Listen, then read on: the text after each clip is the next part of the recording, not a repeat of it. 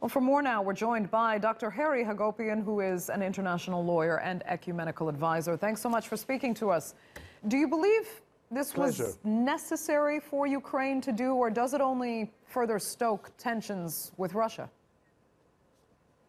Well, in a sense, it has stoked tensions with Russia, but it's not a question of whether the Ukraine had to do it or not. It's a question that nationalist feelings are running both ways. The Russian Orthodox Church, which in a way is very closely associated with the Russian political forces and President Putin, wanted to keep control of the Ukrainian Orthodox Church and pretty much considered that the two churches are one and it could decide on behalf of the Ukraine, whereas the Ukrainians themselves, after the annexation of the Crimea and the struggles and the fights in eastern Ukraine, they said, we don't want to stay with the Russian Orthodox Church, we want to have our own independent. The term in church terms is autocephaly. We want to be independent. And they applied to the ecumenical patriarchate in Istanbul to grant them that. And the patriarch has done that. And of course, the Russians, both church-wise and politics-wise, are insulted by this, and hence this whole storm in a teacup about schisms and breaks between various branches of the one same church.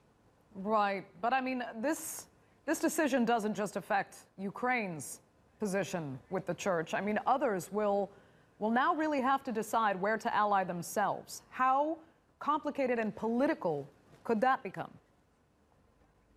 This is already quite political, and the problem is, you mentioned something about 120 million Orthodox basically belong to the Russian Orthodox Church. I would even suggest that more than 120 million do. And in a sense, because of that numerical superiority, the Russian Orthodox Church, both with the previous patriarch who's now dead and the current one, have always thought that by sheer numbers they have to have the upper hand and the authority in what is decided within the Orthodox Church. I mean, we've seen this happen time again in meetings where one party doesn't attend the meeting or the other party is upset.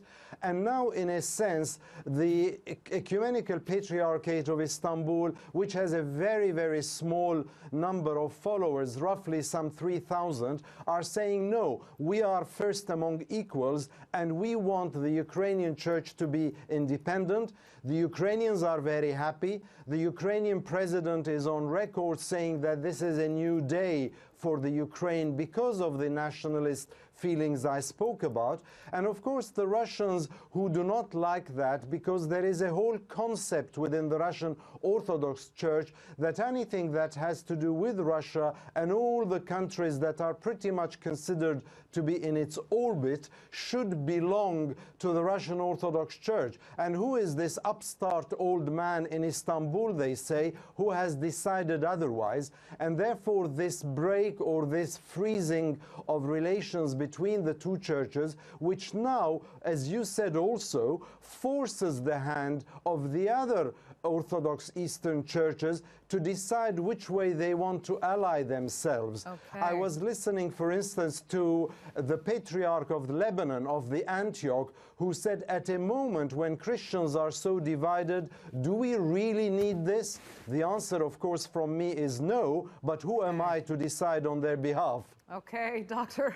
Hagopian, thank you so much for some of your insight there. Very much appreciated.